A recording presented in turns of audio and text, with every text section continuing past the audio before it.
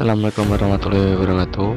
Berikut ini adalah video penugasan praktikum fisika kelas E dari kelompok 20. Sebelum saya memulai presentasi, izinkan saya mengenalkan anggota kelompok saya. Yang pertama, Nur Rahma Rizky Sandi D600-200-104, kemudian Daud Nur Fajrul D600-200-103, Tisnar Stoaji D600-200-104, kemudian yang terakhir Dimas Putra Wibowo D600-200-105.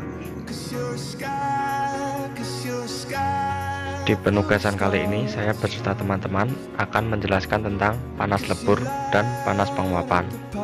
Warahmatullahi wabarakatuh. Perkenalkan, nama saya Tisnar Stoaji, NIM D600-200-104 dari kelas E kelompok 20. Di sini saya akan menjelaskan panas lebur dan panas penguapan. Yang pertama, hubungan antara kalor dengan panas lebur dan panas penguapan. Sebelum membahas lebih jauh tentang panas lebur, tentu saja hal ini berkaitan dengan kalor. Apakah kalor itu? Kalor merupakan salah satu bentuk dari energi. Atau secara definisi, kalor adalah energi yang ditransfer dari satu benda ke benda yang lain karena adanya perbedaan suhu. Satuan kalor sama dengan energi, yaitu joule. Terkadang, satuan kalor menggunakan kalori atau kalorimeter.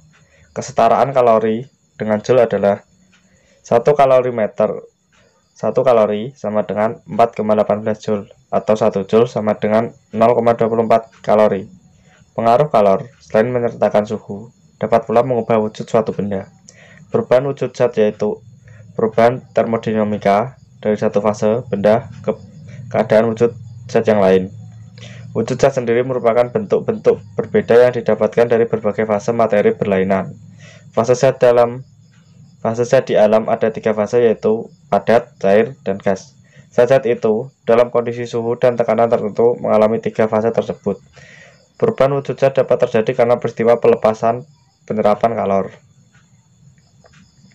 Wujud zat berubah ketika titik tertentu tercapai oleh atom atau senyawa zat tersebut, yang biasanya dikuantitaskan dalam angka suhu. Semisal air untuk menjadi padat harus mencapai titik bakunya yaitu 0 derajat Celcius, dan air menjadi gas harus mencapai titik didihnya yaitu 100 derajat Celcius. Misalnya, air juga mengalami hal yang seperti itu, yaitu dalam keadaan padat. Keadaan cair dan keadaan padat juga berupa gas atau uap. Transisi dari satu fase ke fase yang lain disertai dengan pelepasan atau penyerapan panas dan seringkali disertai juga dengan perubahan volume. Saya Daud Nur Fajrul dengan NIM D600-200-103 dari kelas praktikum fisika dasar E kelompok 20. Saya akan menjelaskan materi dari pengertian panas lebur. Perubahan wujud dari padat menjadi cair disebut dengan melebur atau mencair. Sedangkan perubahan wujud dari cair menjadi uap disebut dengan menguap. Untuk melebur dan menguap, zat memerlukan kalor. Dari hasil penelitian, masing-masing zat memerlukan kalor yang berbeda. Besar kalor yang diserap tiap satuan massa disebut kalor laten. Kalor laten peleburan disebut juga kalor lebur, dan kalor laten penguapan disebut juga kalor uap atau kalor didih. Panas lebur adalah banyaknya kalor yang diperlukan untuk mengubah satu satuan massa zat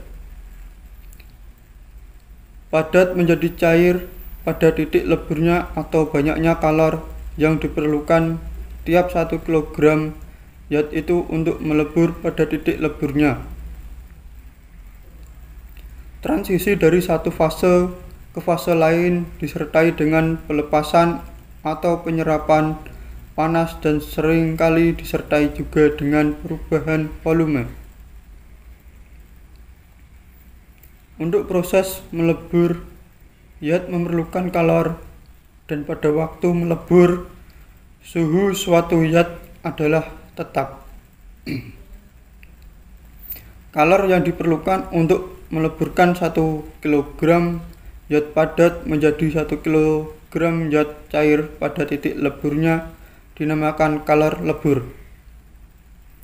Jadi, titik lebur suatu zat sama dengan titik bekunya. Suhu suatu zat tetap selama melebur atau membeku disebut titik lebur atau titik beku. Adapun kalor yang digunakan untuk membekukan satu satuan massa disebut kalor beku. Assalamualaikum warahmatullahi wabarakatuh. Perkenalkan, nama saya Dimas Putra Wibowo, NIM D600-200-105, kelas E kelompok 20, akan membacakan pengertian panas penguapan. Pengertian panas penguapan. Kalau uap atau kalor didih suatu zat adalah banyaknya kalor yang diperlukan tiap 1 kilo zat itu untuk menguap pada titik didihnya. Panas penguapan merupakan proses perubahan molekul suatu zat cair menjadi gas atau memaparkan sejumlah besar gas. Panas penguapan terjadi ketika molekul air menguap dari badan kolektif air. Ketika molekul itu menguap, mereka mengambil beberapa objek yang menguap. Panas ini disimpan di molekul air dan disebut sebagai panas laten. Hasilnya adalah bahwa suatu objek diturunkan. Beberapa faktor yang mempengaruhi kecepatan penguapan adalah suhu, jumlah uap air yang sudah di udara, kecepatan angin. Perbedaan umum dari penguapan adalah titik didih. Ketika titik didih memengaruhi suatu volume cairan, bukan hanya permukaan atas.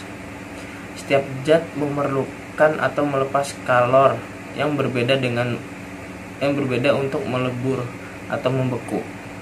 Sekian, Assalamualaikum warahmatullahi wabarakatuh. Nama saya Nur Rahma Rizky Sandi dengan NIM D600-200-102 dari kelas praktikum E kelompok 20. Nah, di sini saya akan menjelaskan penjelasan singkat yang pertama mengenai proses panas lebur. Nah, proses panas lebur sendiri dimulai ketika panas lebur es dapat dicari dengan memasukkan es yang sudah ditimbang ke dalam kalorimeter yang berisi air yang sudah diketahui masanya. Kemudian amatilah suhu awal dan suhu akhir dari es tersebut. Nah, misalnya massa es yang bersuhu di bawah dari 0 derajat Celcius, maka es akan menyerap kalor sehingga es sedikit demi sedikit melebur menjadi air. Nah, suhu itu dinamakan dengan titik lebur es.